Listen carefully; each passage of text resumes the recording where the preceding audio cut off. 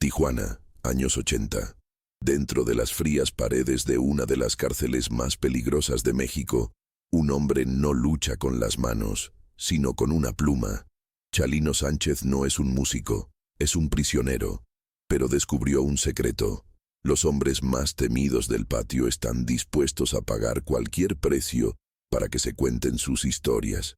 Allí, en el silencio de la celda, nació el primer corrido que cambiaría el mundo. Lo que verás a continuación no es solo la historia de un prisionero, cualquiera, sino el momento exacto en que la punta de una pluma se volvió más letal que la pólvora, cambiando el rumbo de la música mexicana. Si casos misteriosos como este te fascinan, suscríbete al canal para no perderte ninguna investigación. Nos gustaría saber hasta dónde llegan nuestras historias. Así que comenta abajo desde qué ciudad y país nos ves. Todo cambiará en los próximos segundos. La prisión de la Mesa no era un presidio común. Era un ecosistema de asfalto agrietado y polvo, suspendido bajo el cielo de plomo de Tijuana, conocida como El Pueblito. Esta fortaleza de concreto funcionaba como una ciudad sin leyes, donde las familias de los detenidos circulaban entre chozas improvisadas y el crimen era la única economía sobreviviente. El aire allí dentro parecía más denso, saturado por el olor metálico del óxido y el olor acre de 1000 cuerpos amontonados en un espacio proyectado para la mitad.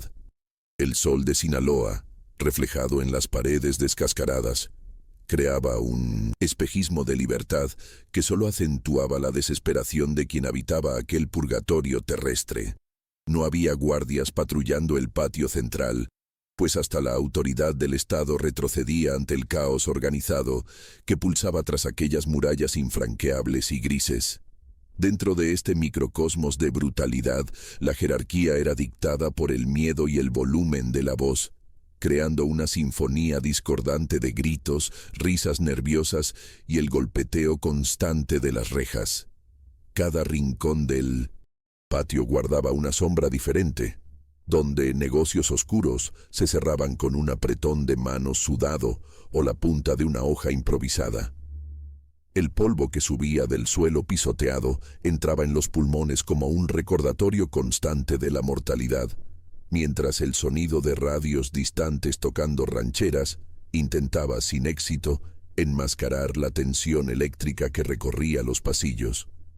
Era un ambiente donde la esperanza era una mercancía rara, trocada por minutos de seguridad o por un plato de comida que apenas saciaba el hambre del alma.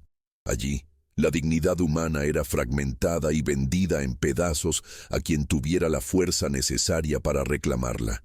Las sombras proyectadas por los bloques de celdas funcionaban como relojes solares para los hombres que ya no contaban las horas, sino los latidos del corazón.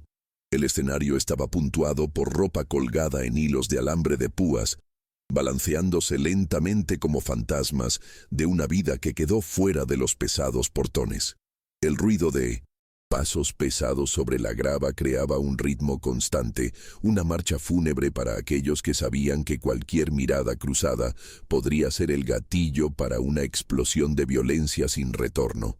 El calor sofocante hacía que el sudor corriera por las sienes, nublando la visión y aumentando la irritabilidad latente que flotaba en el aire cargado de electricidad estática.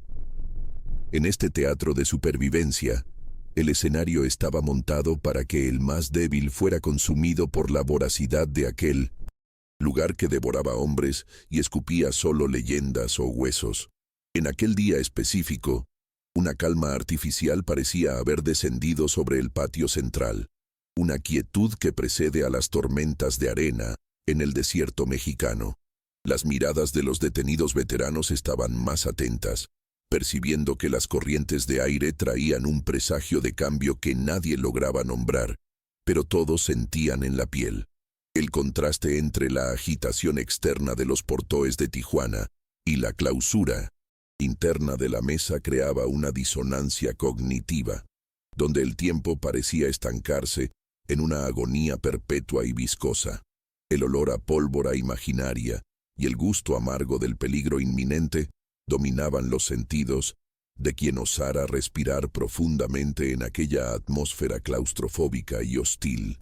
Era el momento exacto en que la arquitectura del miedo se encontraba con la fragilidad de la vida, preparando el escenario para que una voz silenciosa desafiara la tiranía absoluta del ruido. En el rincón más oscuro de una celda que olía a moho y aislamiento, un joven de rasgos rudos y mirada profunda permanecía inmóvil. Chalino Sánchez. No poseía la musculatura imponente de los líderes de bandas, ni la cicatriz de guerra que servía de medalla para los asesinos de Tijuana. Él era una figura casi invisible, un fragmento de Sinaloa perdido en el caos urbano de la prisión, vistiendo su sencillez como una armadura impenetrable. Mientras otros gritaban por dominio, él se mantenía en un silencio absoluto, observando el patio con ojos que ya habían presenciado tragedias ancestrales en las montañas del norte. Su postura era de una contención gélida, una disciplina invisible que lo separaba de la masa histérica. No buscaba reconocimiento o poder físico, pues sabía que la verdadera autoridad no emanaba de los puños cerrados, sino de la capacidad de ver el alma de los hombres a través de sus máscaras de furia.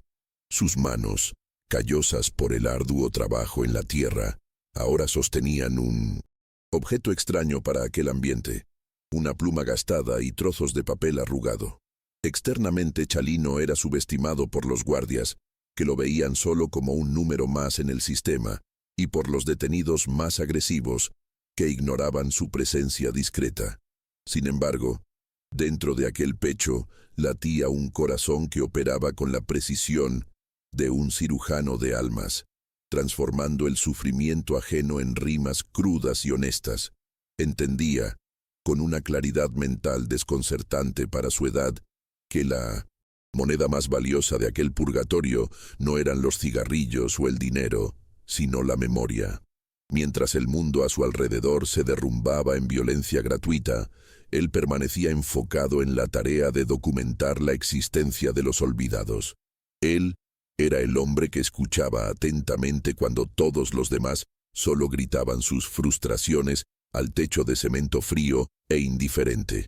La postura moral de Chalino se basaba en una supervivencia digna, lejos de las alianzas políticas que solían terminar en traición y sangre en las letrinas de la prisión.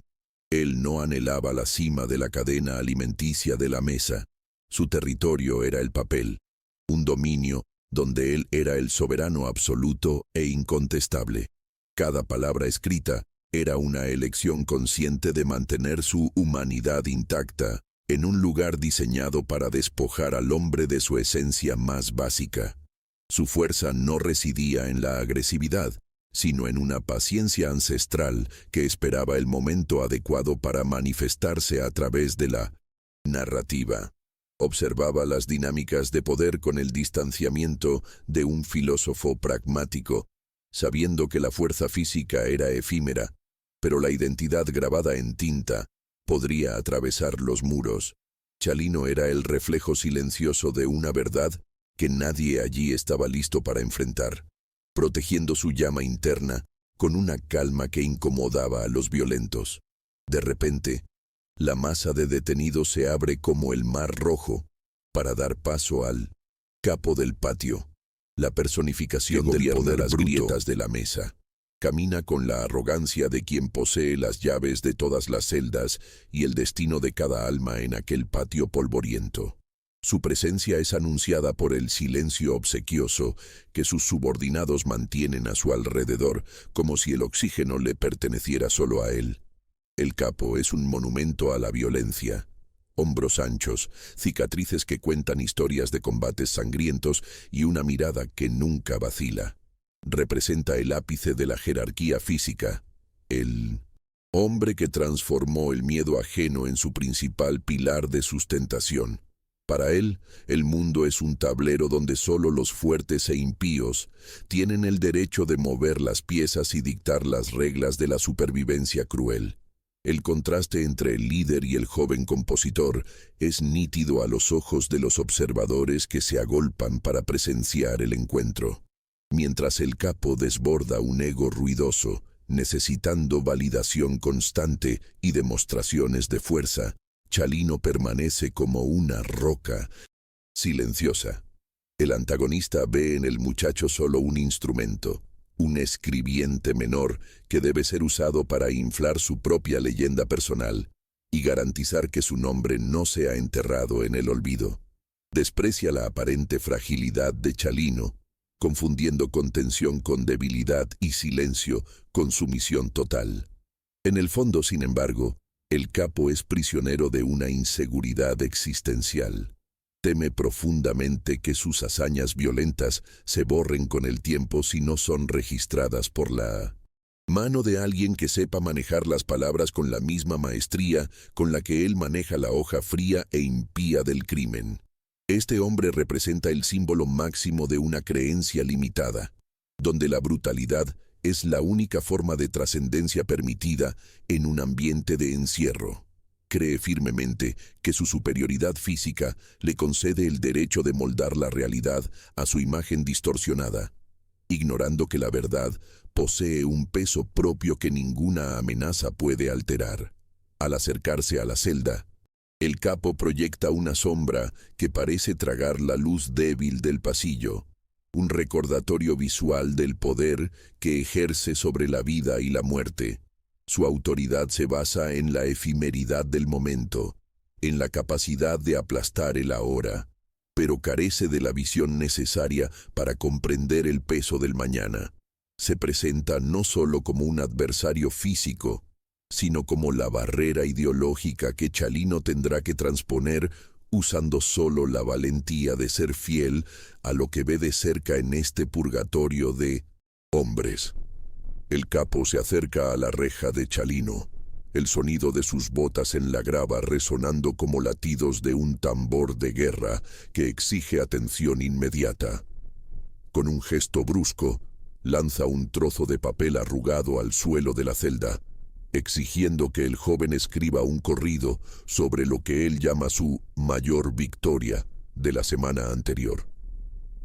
Sin embargo, todos allí saben que el evento no fue más que un acto de cobardía absoluta contra un prisionero indefenso y desarmado. El pedido no es una invitación, sino una orden pública, un desafío de autoridad diseñado para humillar al compositor ante los ojos atentos de todos los demás detenidos. Lo que está en juego en ese momento no es solo una composición musical, sino la propia integridad de la verdad narrativa dentro de aquella prisión implacable y gris. Chalino levanta los ojos lentamente, mirando al abismo de ego que tiene ante él. El aire en el pasillo parece solidificarse, transformándose en una masa viscosa que dificulta la respiración de quienes observan el enfrentamiento silencioso. El ruido habitual del patio muere súbitamente, reemplazado por una tensión eléctrica que hace que los vellos del brazo se ericen con la expectativa del desenlace violento. El capo mantiene una agresividad ruidosa, gesticulando con brazos anchos y destilando palabras cargadas de veneno y superioridad física, mientras Chalino permanece inmóvil, como una estatua de Sinaloa. Esta colisión de energías opuestas crea un vacío de poder, donde el pesado silencio del joven compositor comienza a pesar más que los gritos guturales del líder criminal. Los otros prisioneros observan en un estado de trance hipnótico, percibiendo que algo fundamental está siendo probado en ese espacio exiguo entre la libertad de la mente y la opresión de los barrotes de hierro forjado. Sin retroceder un milímetro, Chalino comienza a hacer preguntas que cortan el aire como navajas afiladas, buscando la esencia de la historia que el hombre desea ver eternizada en el papel. No cuestiona la orden, sino que indaga sobre lo que el capo sintió en el momento en que la luz se apagó, buscando las grietas en la máscara de invencibilidad del antagonista. Cada pregunta es un golpe psicológico asestado con precisión quirúrgica, forzando al bruto a enfrentar las contradicciones de su propia narrativa de heroísmo fabricado y vacío. La incomodidad se vuelve palpable en los ojos del capo, quien comienza a sudar frío bajo el escrutinio tranquilo y penetrante del muchacho que solía ignorar por completo. El poder comienza a cambiar de manos de forma invisible, a medida que la autoridad moral de Chalino deshace la ilusión de control físico que sostenía la jerarquía del patio hasta entonces. La percepción de que su posteridad está enteramente en manos de Chalino golpea al capo como un puñetazo en el estómago, drenando el color de su rostro marcado por el crimen. Percibe con un miedo ancestral que si el compositor escribe la cruda verdad, su leyenda será destruida para siempre ante la historia y sus pares sanguinarios. En ese instante de claridad forzada, el líder entiende que necesita a Chalino más de lo que el joven necesitará jamás su protección física o sus órdenes autoritarias. La expectativa del público alcanza su punto máximo. Un grito silencioso que clama por una resolución que parece inevitable y peligrosa para ambos. El destino de dos hombres pende ahora de un hilo de tinta negra y voluntad inquebrantable. El momento de la verdad, no se decidirá por la sangre, sino por la capacidad de transformar la oscuridad en versos eternos.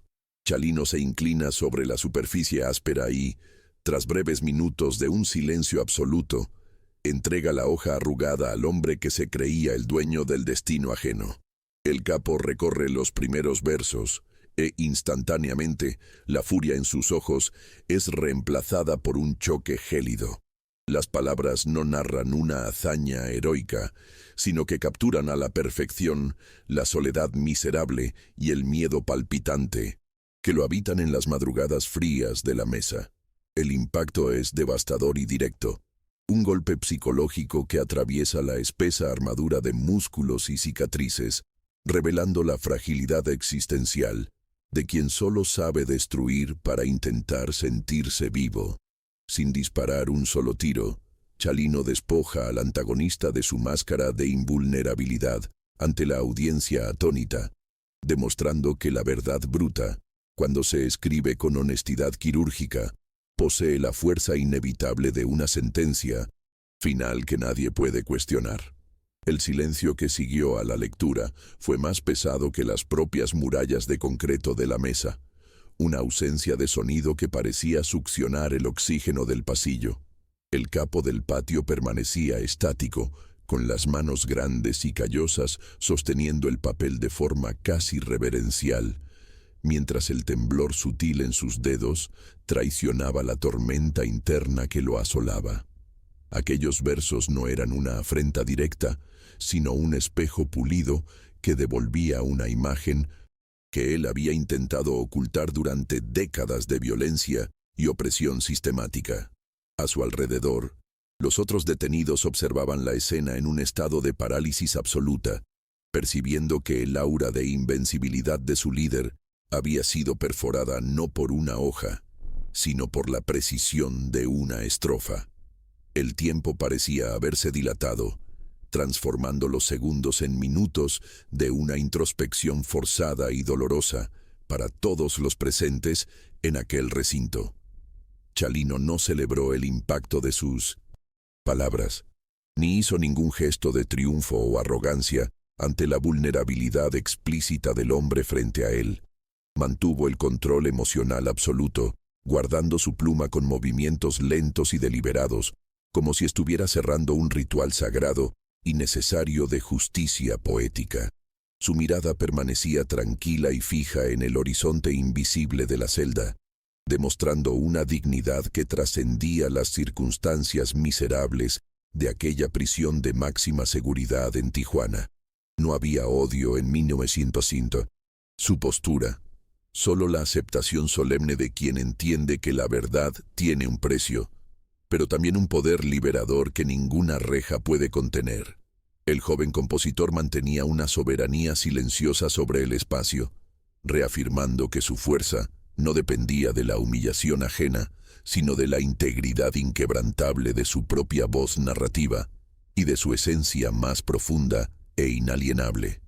La atmósfera en el patio sufrió una mutación química, donde la tensión agresiva dio paso a una reverencia cargada de extrañeza y respeto genuino.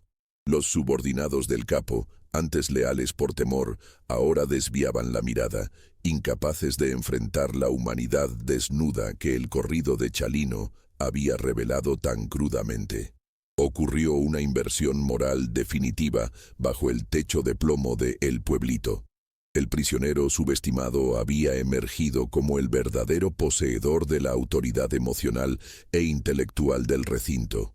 El dominio físico ejercido por las bandas parecía súbitamente efímero e insignificante frente a la permanencia de las palabras que ahora resonaban en las mentes de todos los que escucharon.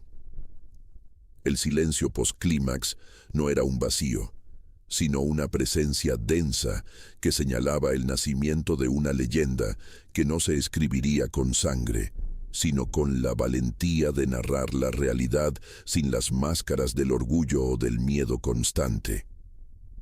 El capo no reaccionó con la furia ciega que todos esperaban. En cambio, un choque de realidad recorrió su espalda, desarmando instintos defensivos y brutales. El papel en sus manos, antes visto como un mero capricho de ego, ahora pesaba como el plomo de las celdas, cargando la verdad que él había pasado la vida intentando sofocar con gritos. Miró los versos y luego al joven Chalino, dándose cuenta de que la fuerza bruta que lo había mantenido en la cima de la jerarquía de la mesa era una ilusión frágil ante la eternidad. La máscara de piedra que había construido para sobrevivir en aquel infierno comenzó a agrietarse, revelando a un hombre que por primera vez sentía el peso de su propia insignificancia histórica. La derrota no vino de un golpe físico, sino de un reconocimiento interno devastador y absoluto. Comprendió, con una claridad que el terror nunca había permitido, que las armas garantizaban el dominio del patio, pero solo la pluma de Chalino podía garantizar el dominio del tiempo eterno. Aquella percepción lo forzó a una transición de poder silenciosa, donde el verdugo se vio en la posición de alguien que suplica por una forma de redención narrativa genuina. La victoria verdadera de Chalino no ocurrió en el momento en que entregó el papel, sino ahora, cuando el opresor se rindió ante la autoridad moral de quien sabe traducir el dolor en arte. El antagonista vio su vida entera reducida a una sucesión de actos vacíos que serían olvidados en el momento en que su cuerpo tocara el suelo por última vez. La fuerza física era efímera y pasajera, pero el alma que el joven compositor había puesto en esa letra era lo que hacía a un hombre verdaderamente inmortal y memorable. El hombre que momentos antes exigía sumisión ahora buscaba de forma casi imperceptible la aprobación silenciosa del muchacho que se había atrevido a subestimar anteriormente. Hubo un cambio sutil en su postura. Los hombros, antes erguidos en desafío constante, cedieron bajo el peso de la honestidad que emanaba de aquellas líneas escritas a mano en el papel. Dejó de ser el depredador supremo del pueblito para convertirse en un espectador de su propia tragedia humana, reconociendo sus límites intelectuales y emocionales ante la genialidad ajena. Esa ruptura de orgullo fue el golpe de gracia en la estructura de poder que tanto se había esforzado por mantener a través de la intimidación y la sangre derramada. El capo se dio cuenta de que en ese instante de claridad, el poder de decidir cómo sería recordado por las próximas generaciones pertenecía enteramente al hombre discreto que habitaba el rincón de aquella celda oscura y fría. La transformación se completó cuando el antagonista guardó el papel cerca del pecho, un gesto que simbolizaba la aceptación de su vulnerabilidad y la búsqueda de un nuevo tipo de respeto mutuo. No dio órdenes a sus subordinados para atacar, ni intentó reafirmar su dominancia con violencia gratuita, pues el conflicto interno ya se había resuelto definitivamente. La percepción del valor había cambiado para siempre. El jefe ahora entendía que el verdadero tesoro no era el control físico del patio, sino la capacidad de ser comprendido en su esencia más sombría. El silencio que siguió ya no era de miedo, sino de un nuevo entendimiento entre el creador y la criatura. Chalino Sánchez había transformado a un opresor en un hombre que ansiaba la inmortalidad de las letras, demostrando que el espíritu humano encuentra caminos para la redención incluso en los lugares más áridos de la tierra. Chalino se volvió hacia el fondo de su celda, ignorando el murmullo que comenzaba a retomar el lindo sin patio de la mesa, consciente de que el legado es la única moneda que nunca se desvaloriza en el mercado de la existencia humana. No necesitaba oro ni influencia política para ejercer su dominio, pues comprendía que la verdadera fuerza no reside en la capacidad brutal de destruir al otro, sino en la habilidad casi divina de interpretar el caos y dar un sentido profundo a la realidad fragmentada. Mientras los muros de concreto intentaban aprisionar su cuerpo, su mente operaba en una dimensión donde la libertad se conquistaba a través de cada adjetivo preciso y cada rima que capturaba la esencia del espíritu. Enseñó, sin pronunciar un solo discurso didáctico, que la autoridad moral es un territorio inexpugnable que ningún carcelero o líder criminal puede invadir o confiscar independientemente de la fuerza física que posean sobre la materia. La narrativa de Chalino Sánchez propone una filosofía de la eficiencia de la verdad, demostrando que una historia bien contada y cargada de honestidad posee más poder estratégico que 1000 soldados armados hasta los dientes. En aquella prisión, donde el silencio era frecuentemente roto por el sonido metálico de las hojas, demostró que el arte de narrar la vida es, en su esencia, el acto supremo de resistencia contra el olvido y la barbarie. No sobrevivió a la hostilidad de Tijuana por ser un criminal más astuto o violento que sus pares, sino por ser el único capaz de transformar las sombras proyectadas por los detenidos en figuras arquetípicas y el dolor palpitante en un arte que resonaría mucho más allá de los portones de acero. La verdadera maestría del compositor residía en su negativa a glorificar la mentira, eligiendo en cambio la crudeza de la realidad vivida como su único guía ético y estético inquebrantable. En este escenario de privación absoluta, la lección central emerge como un faro de lucidez. La mente es el único territorio que nadie, por más poderoso que sea, puede efectivamente encarcelar o silenciar. Chalino adoptó la postura de un sobreviviente que entiende la importancia de la identidad, sabiendo que la posteridad se construye en la honestidad de los detalles y no en la exaltación de falsas virtudes heroicas. Demostró que la valentía no es la ausencia de miedo o la imposición de la voluntad sobre el otro, sino la decisión consciente de permanecer fiel a la propia visión del mundo bajo la más extrema presión externa.